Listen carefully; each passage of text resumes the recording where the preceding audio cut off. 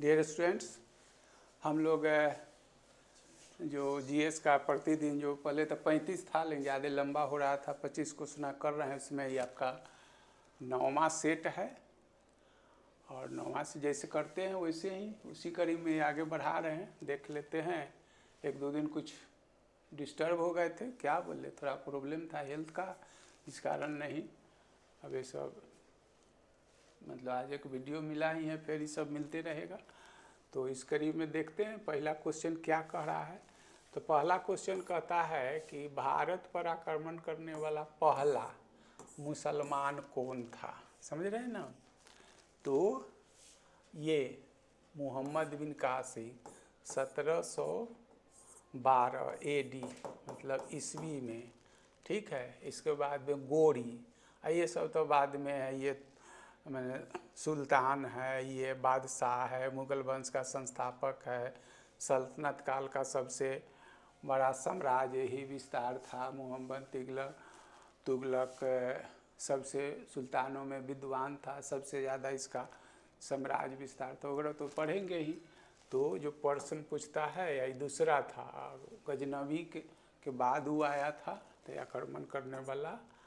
दूसरा में ये जो आएगा सबसे पहला, ये तीसरा, और दूसरा में गजनवी का नाम सुनने चाहे जो हो। तो क्वेश्चन जो आपका पूछता है इब्न बतूता, देखिए इसे 3-4 क्वेश्चन किस सदी में आया था पूछ रहा है। तो सदी में आया तो 14वीं, ठीक है। तो ये जो आया था, ये इब्न बतूता जो आया था वो मोहम्मद बिन तुगलक। दूसरा क्वेश्चन हो गया। ये क्वेश्चन आएगा जो किसके काल में आया था, तो ये तुगलक वंश हो गया।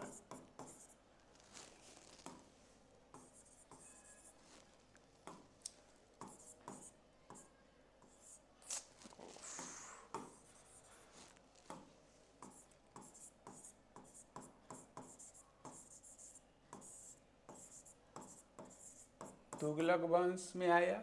और तुगलक वंश का ये जो है वो दूसरा शासक है, ये भी ख्याल रखिएगा। और ये मोहम्मद बिन तुगलक का जो काल है 1325 से 51 है। तो पूछ रहा है कि इब्न बतूता किस में आया था, तो मोहम्मद बिन तुगलक के काल में। फिर एक और क्वेश्चन है, देख लीजिए। ये आपका दूसरा हो गया।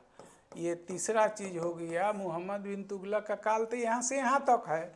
तो इसमें ये 1333 में आया था, समझे। इस सारा चीज़ तो 1333 या इसके काल में आया तो क्या होगा, 14वीं शताब्दी होगा। और इब्न बतूता कहाँ का निवासी था, तो ये आपका एक साथ 5 क्वेश्चन कर दिए हैं। मोरक्को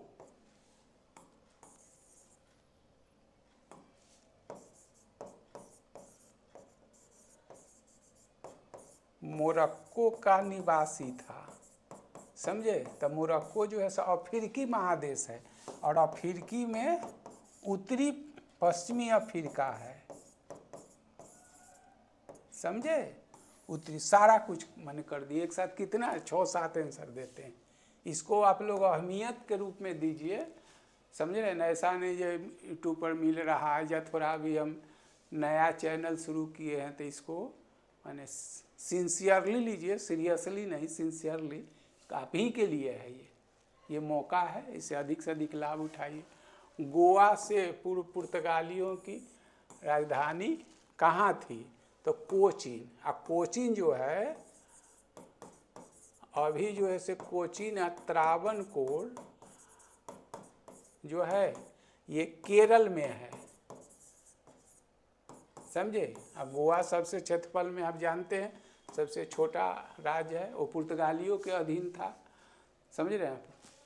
तो लिखिए पुर्तगालियों के अधीन। गोवा जो है, गोवा और चीज़ एक दूसरा चीज़ आगे क्या कितना पढ़ी है। पुर्तगाली से 1900 ऐसे और भी इसमें जोड़ देते हैं। 19 दिसंबर 1961 को सैनिक कार्रवाई द्वारा, सैनिक अभियान द्वारा स्वतंत्र कराया गया था।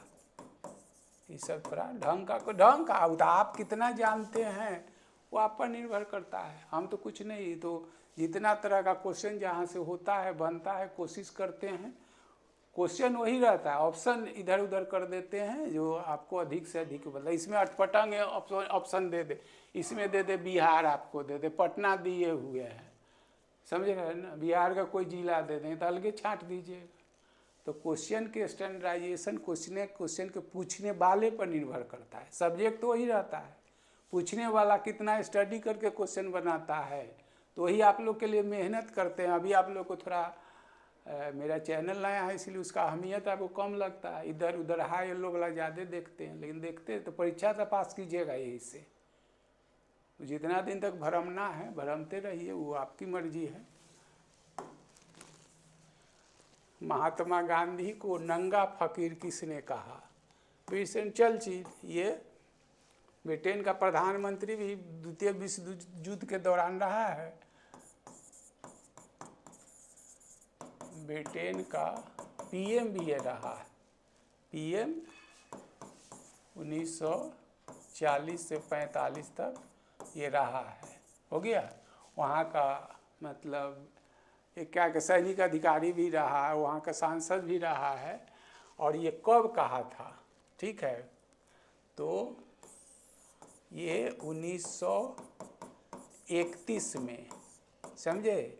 और 1931 में एक के साथ सब द्वितीय गोल मेज सम्मेलन यानी सेकेंड राउंड टेबल कॉन्फ्रेंस। तो ये आप जानते हैं जो इंग्लैंड में 3 गोल मेज सम्मेलन हुआ था, 1930, 1931 और 1932, समझ गए। तो एक क्वेश्चन वही आता है कि गांधी जी चाहे कांग्रेस किस सम्मेलन में भाग लिया, तो द्वितीय सम्मेलन यानी 1931 में। और गांधी जो कांग्रेस के, समझ रहे हैं ना, प्रतिनिधि के रूप में वहाँ भाग लिए थे।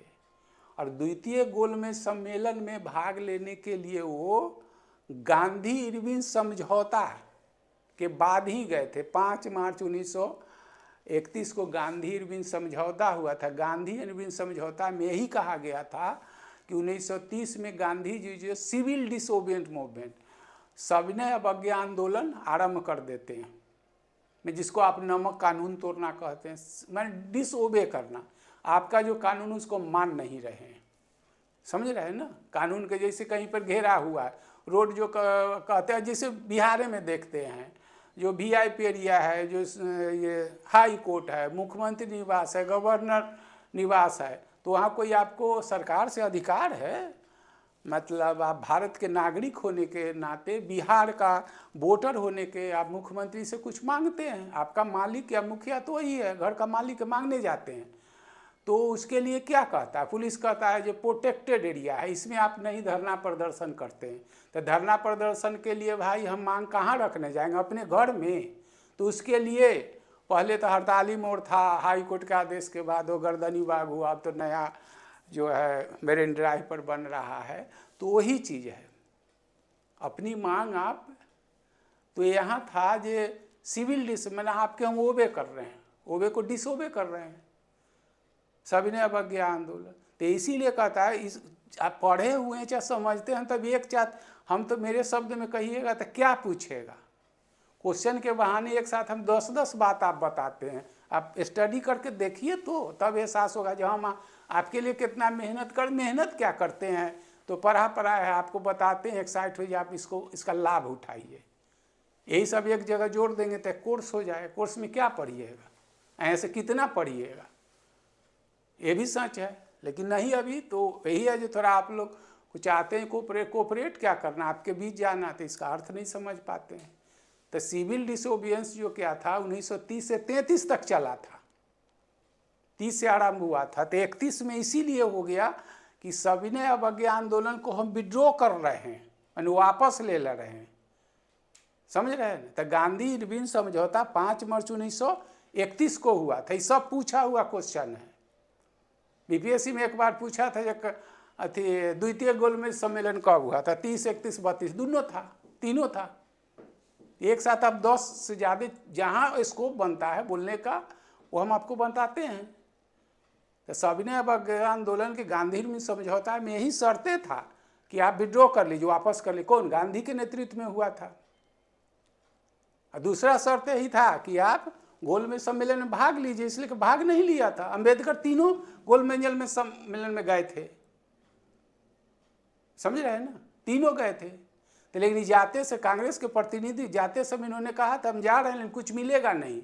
और फिर उधर से नहीं जब हुआ तो फिर उधर से समझौता नहीं हो पाया तो फिर उधर से शुरू कर देते हैं। तो 33 तक चलता है। इसी में कांग्रेस चाल खेलती है। कम्युनल अवार्ड जो है 1932 में दे देती है। तो पहले तो मुस्लिमों के लिए था ही, लेकिन हरिजन के लिए भी दे दिया गया था, समझे। तो गांधी जी को आंदोलन के दौरान जब जेल में रखा गया तो उसी में मतलब आमरण अनशन कर दिए। कम्युनल अवार्ड जो है से वहाँ के प्रधानमंत्री, मुँह पर वर्ड नहीं आ रहा स्पष्ट से, मैकडोनाल्ड, सॉरी मुँह पर नहीं आ रहा है, वो दिया। तो एक तो उसे समझौता गांधी, तो गांधी और अंबेडकर के बीच में जेल में समझौता हुआ जो नहीं सो हम इस हैं, एक तो आप दे ही दिए हुए हैं, लेकिन इससे क्या है, हरिजन के लिए दे दीजिएगा निर्वाचन क्षेत्र तो क्या हो, देश में फूट डाल के राजनीति करने की थी, समझे। सांप्रदायिकता, जाति, धर्म के आधार पर अंबेडकर और भारत के नेताओं के बीच में जो था माने एक सहमति अच्छी नहीं थी। आमरण अनशन कर कितना पढ़िएगा, सब कुछ है।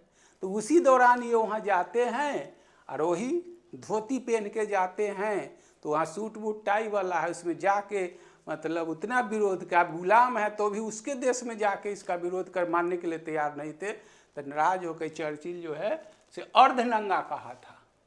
धोती जो होता है से हम लोग पैजामा फुल वहाँ तक देखता है, धोती हम लोग क्या पहनते हैं, टांग से थोड़ा नीचे रहते हैं, तो आधा अपना शरीर जो है से नंगे रहता है।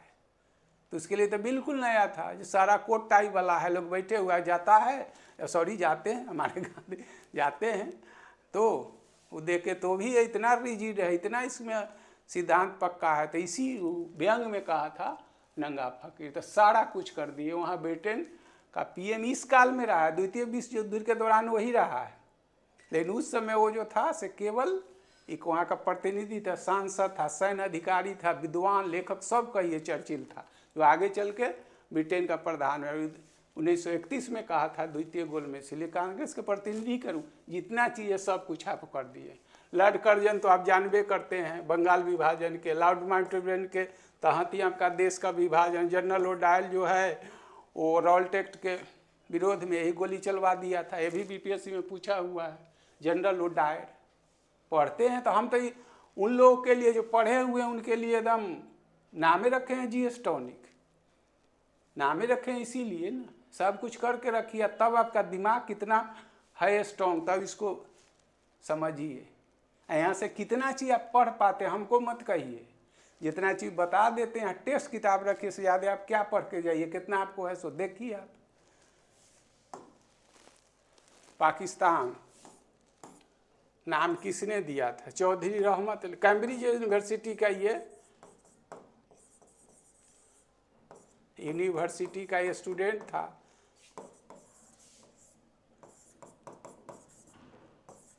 का लॉ, कानून का स्टूडेंट था ये, मतलब सेपरेट, मतलब पाकिस्तान की मांग करता था, समझ रहे हैं ना। यही लिखा था नाउ एंड नेवर, जिसका हिंदी हुआ तो अभी नहीं तो कभी नहीं।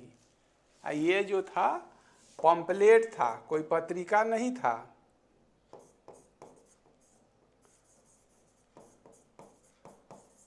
पम्पलेट्स में छापा था यही, समझे। यही है पाकिस्तान। अब आ गया आपका ज्योग्राफी का, भारतीय स्थल सीमा कुल लंबाई कितने, स्थलीय सीमा यही है, इसी में जो है से आप 7 गो देश, भारत की स्थलीय सीमा कितने देशों से लगती है, इसकी सीमा रेखा कितने से, तो 7 देशों से।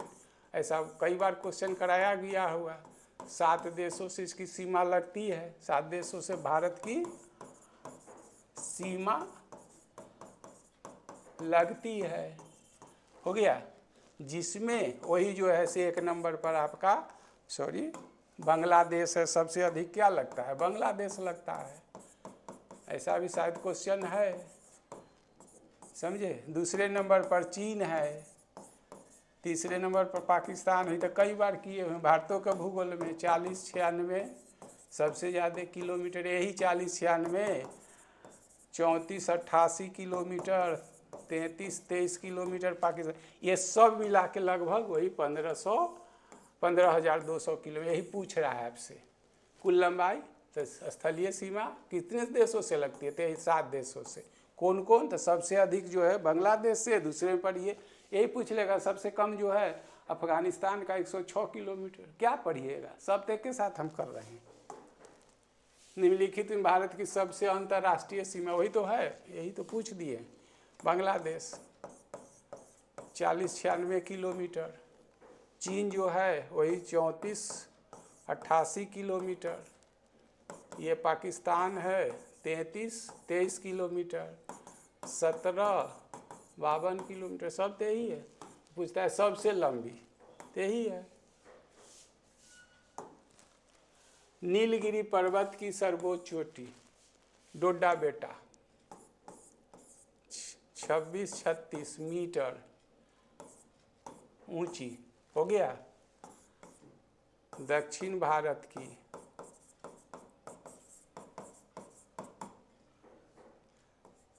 दूसरी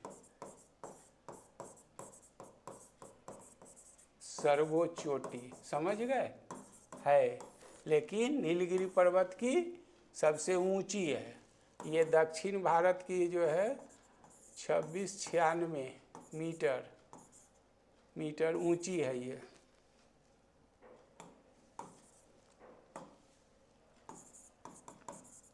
ऊंची है, हो गया। जो दक्षिण भारत की सर्वोच्च चोटी है, समझ गए। इसमें और भी जोड़ने के लिए ज़्यादा ठीक नहीं है, ठीक है। और नीलगिरी एक और भी क्वेश्चन जोड़ते हैं, जब आना होगा तो बीपीएससी में 2-3 बार आ चुका है। नीलगिरी पर्वत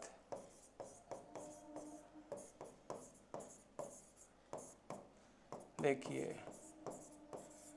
पूर्वी घाट तथा पश्चिमी घाट का मिलन स्थल है। कितना एक साथ करिए। ज्वालामुखी रिंग ऑफ फायर, अग्नि घेरा, या इसको ऐसे भी रहता है, वही चीज़ है, अग्नि वलय। प्रशांत महासागर, ऐसी को परी, दूसरा भाषा में रहेगा ये क्वेश्चन तो ही होगा, परी प्रशांत महासागर का क्षेत्र, ई न रह के तो ऐसे हो सकता है, जिसको इंग्लिश में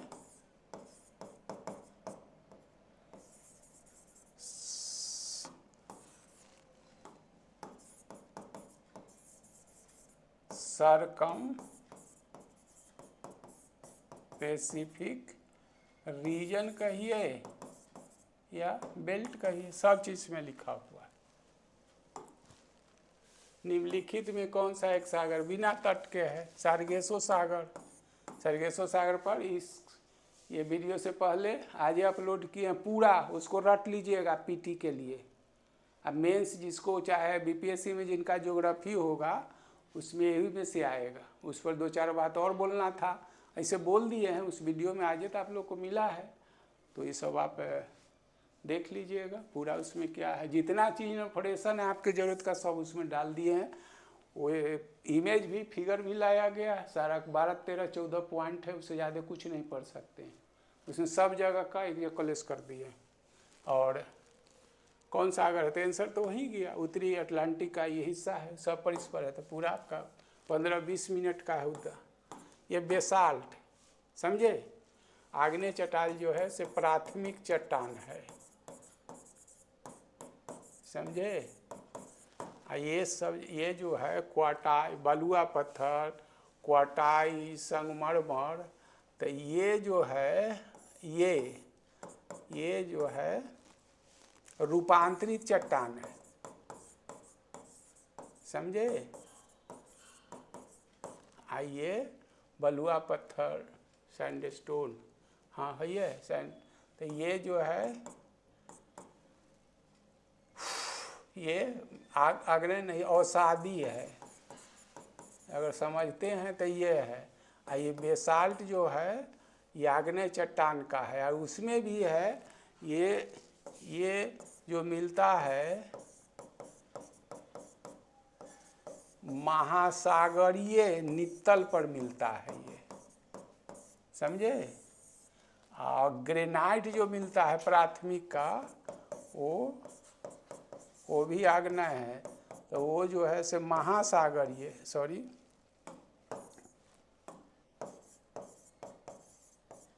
महाद्वीपीय नित्तल तो नहीं बोले, महाद्वीपीय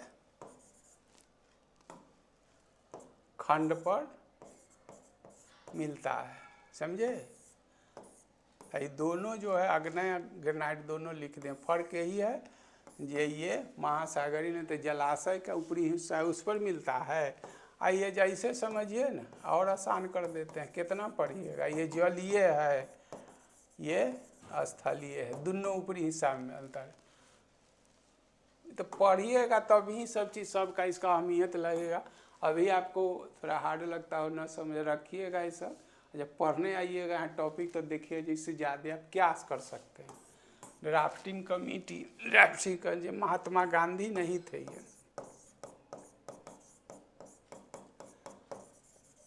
महात्मा गांधी तो 1915 में अवे किए थे, मतलब अथी से, तो ये सब थे। बी आर अम्बेडकर जो से अध्यक्ष थे। प्रारूप समिति जो था ये 7 सदस्यीय था, ये अपने आप में क्वेश्चन है। तो 7 सदस्यीय में एक तो अम्बेडकर जो थे से अध्यक्ष थे, 7 सदस्य ऐसे लिख देते हैं, 7 सदस्यीय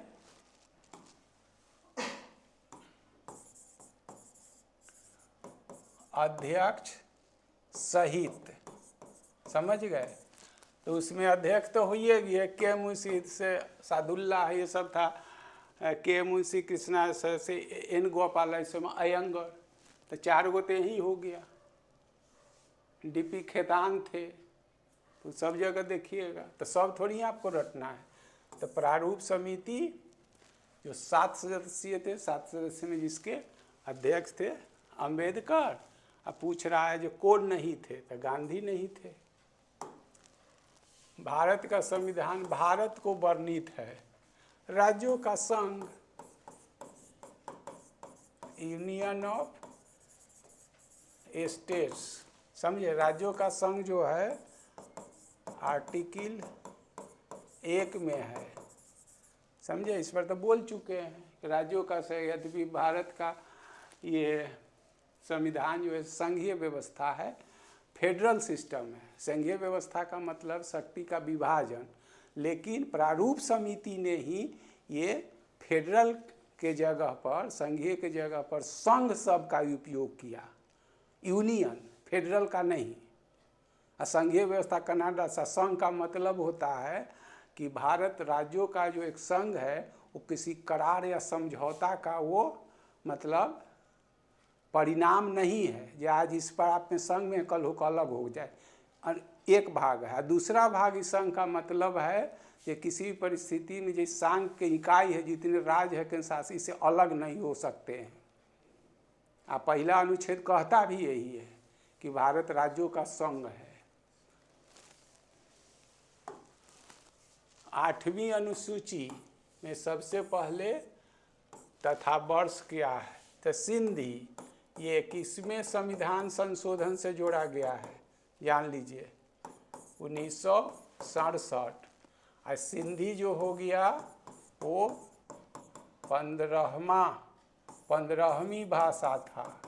मूल संविधान में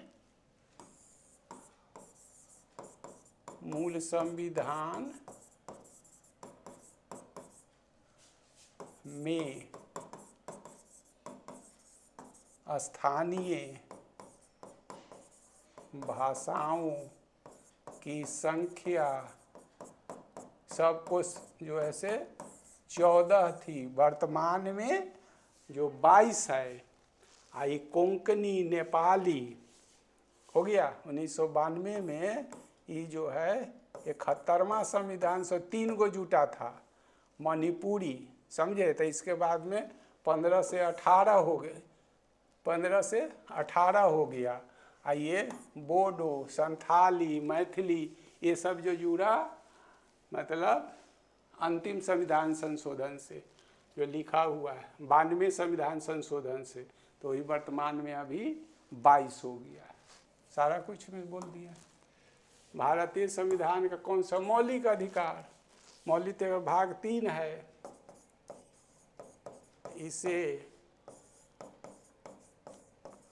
भारतीय संविधान का मैग्ना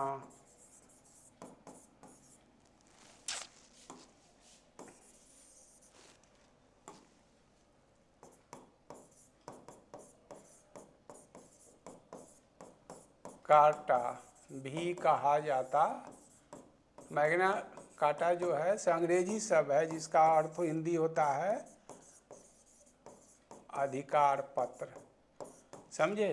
तो इसी में और इस मौलिक अधिकार जो है इसे तीसरा भाग में है ही 12 से 35 अनुच्छेद तक है।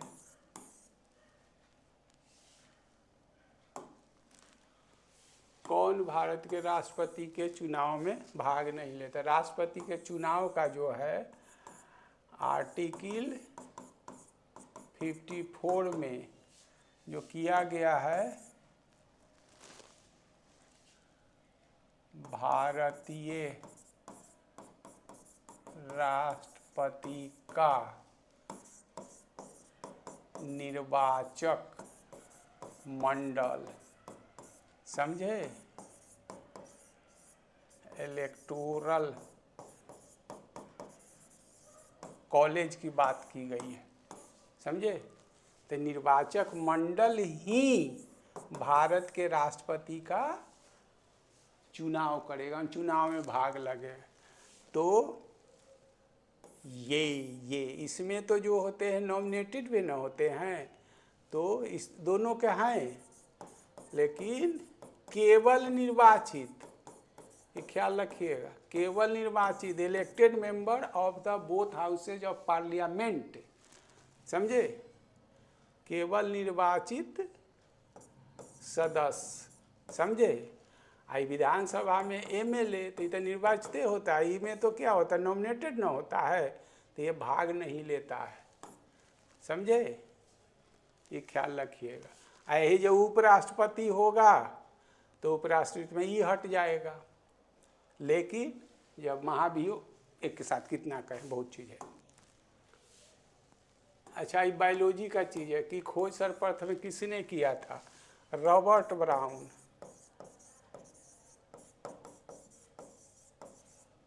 हो गया 1831 में किया था। केंद्रक जो होता है, केंद्रक होता है क्या बोले, ल्यूवेनबेक जो है से सुभान है मिस्टर, इस पर तो कौन सा कोशिकांग केवल पादप कोशिकांग, सेल वॉल, ये तो होता ही है, यही अलग करता है। इसमें तो थोड़ा अच्छा है, ये एनिमल सेल में भी होता है वैक्यूल से, लेकिन उसका विस्तृत नहीं होता है। लवक, प्लास्टिड, यही प्लास्टिक जो होता है क्लोरोप्लास्ट, क्रोमोप्लास्ट, यही है क्लोरोप्लास्ट, क्रोमोप्लास्ट। ये जो है ल्यूकोप्लास्ट, वही जो हरित लवक, वर्णी लवक, वर्णी लवक और ये लगते, ये केवल हरा रंग के लिए होता है, हरा रंग के लिए, हरा छोड़ के सब रंग के लिए। इसमें अवर्ण, इसमें कोई रंग नहीं होता है। तो ये जो है जड़ के नीचे पाया जाता है। इसका काम है खाद्य संग्रह करना। क्या बोले, सारा कुछ तो आप लोग कहिए देते। जीव धर्म शब्द का प्रयोग जो है पुरकिंजे किया था 1929 में, सॉरी 39 में, लेकिन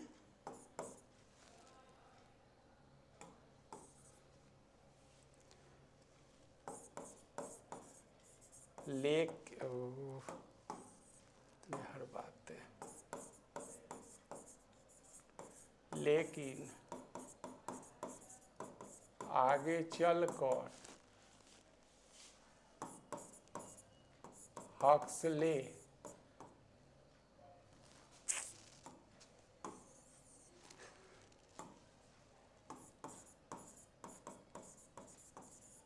हक्सले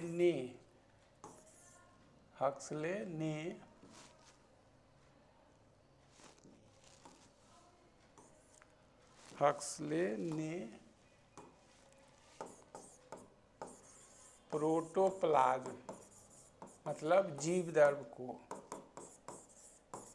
जीवन की भौतिक इकाई, फिजिकल बेसिस ऑफ लाइफ कहा।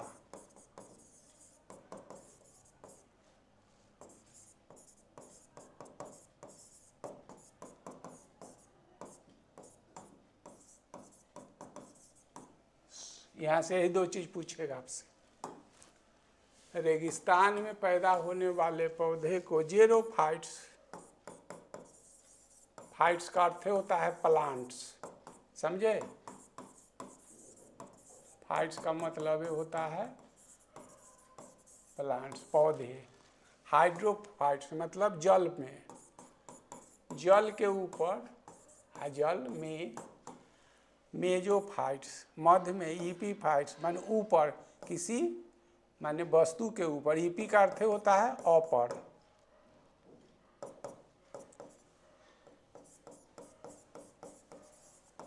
मध्य में, बीच में। मेजो का अर्थ है मतलब बीच में। किसी पारित सबसे बड़ी संख्या, प्राइमरी प्रोड्यूसर,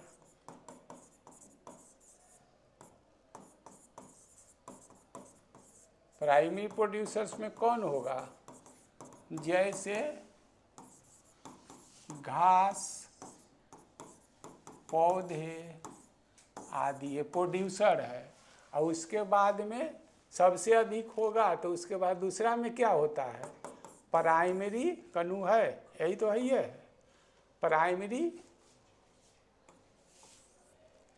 ये हो गया प्राइमरी कंज्यूमर्स, हो गया। इसके एग्जाम्पल में हो गया शाकाहारी जंतु, गाय, भैंस, बकरी, सब हो गया। अब द्वितीय में हो गया आपका वही, द्वितीय, इसके बाद जो हो गया द्वितीय में हो गया मांसाहारी जंतु, वही जो शेर, चीता, लोमड़ी, बाघ जो करते हैं। अंतिम में सबसे ऊपर जो होता है, हम लोग हैं सर्वाहारी हैं। सारा चीज आपको कर दिया गया।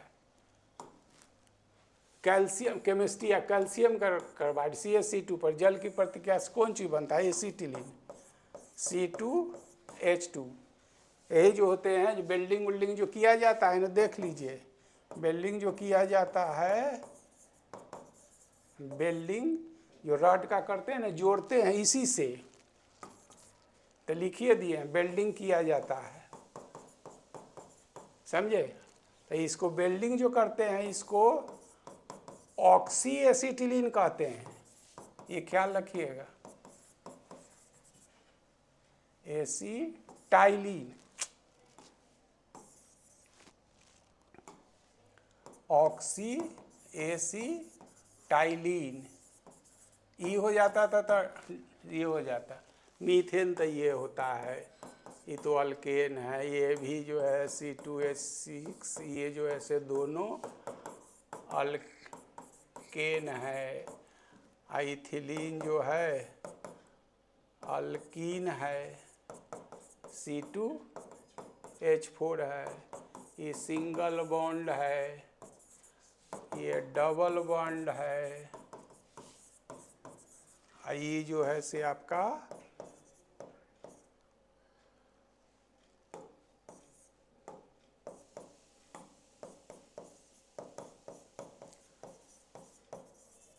ट्रिपल, सारा चीज आपको एक साथ कर दिए। ये बायोलॉजी सॉस में साइट्रिक एसिड, समझ रहे हैं ना, साइट्रिक एसिड, सिट्रस वाला खट्टा जितना जो नींबू संतरा सब में होता है, टमाटर में नहीं। नींबू, संतरा और क्या कहें, जितना जो खट्टा वाला चीज़ है साइट्रिक एसिड। निम्नलिखित स्थानीय निषेचक, लोकल जो कहता है ये। ईथर में भी विशेषकर, ईथर जो होता है मिथाइल ईथर भी होता है, तो निषेचक माने बेहोश करने, विशेषकर डाई इथाइल ईथर, समझे।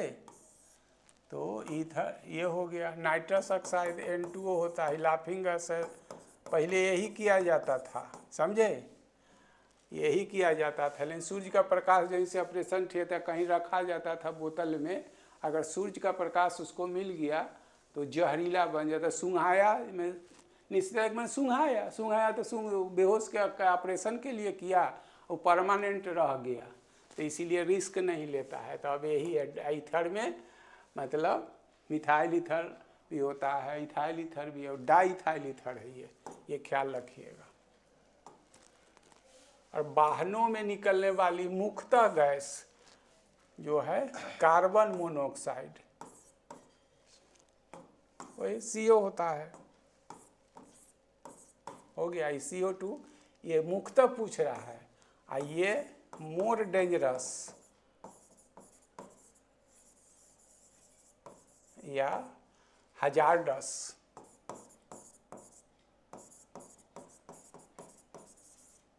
विथ रेस्पेक्ट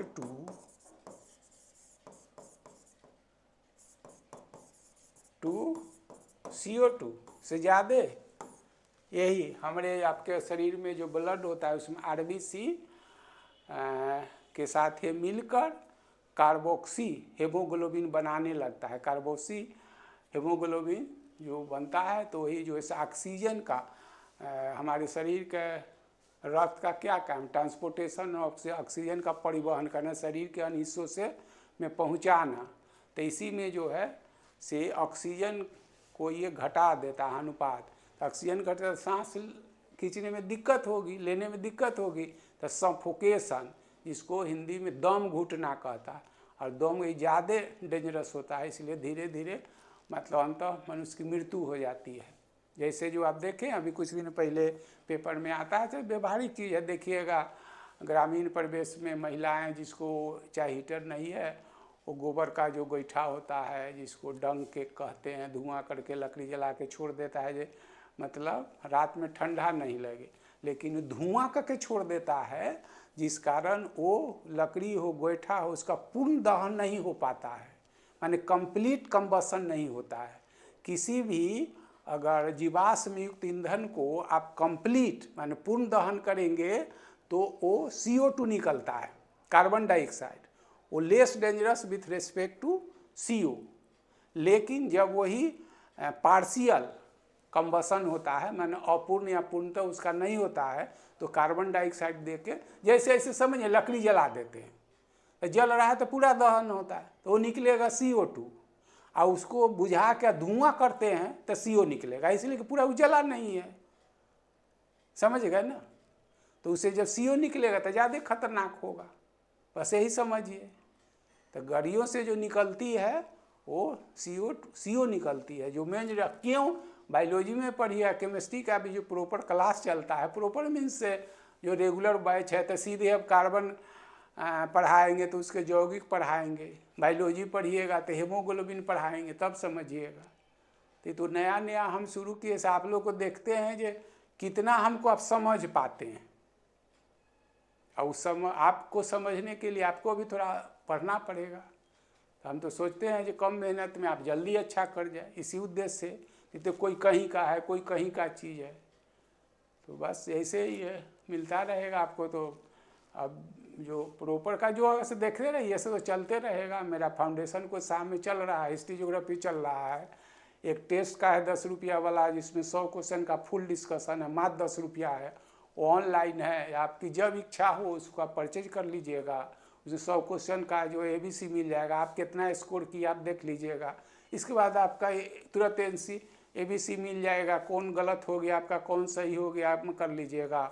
और उसके बाद भी आपका जी नहीं भरता है तो उसका फुल डिस्कशन 100 का है, तो एक दिन में 100 तो हम तो करा देंगे, लेकिन आप नहीं कर पाते हैं ना, तो उसको 50-50 कट के, और वो 7 दिन में आपको 100 का चाहिए, एक दिन में देख लीजिए 50-50 के 2 पार्ट में उसको मिल जाएगा आपका आंसर, और वो चलता रहेगा। एक सेट डाल दिया गया, दूसरा सेट आजकल में डाल दिया, देखिए एक दिन में आप 5 टेस्ट दीजिए, आपकी मर्जी है। टेस्ट का कोई आर्थिक हम लोग का अभी नहीं है, आपके बीच आपके नज़र में अच्छा चाह रहे हैं कुछ, और आप लाभान्वित हो, यही है। थैंक यू, मिलते हैं नेक्स्ट क्लास में।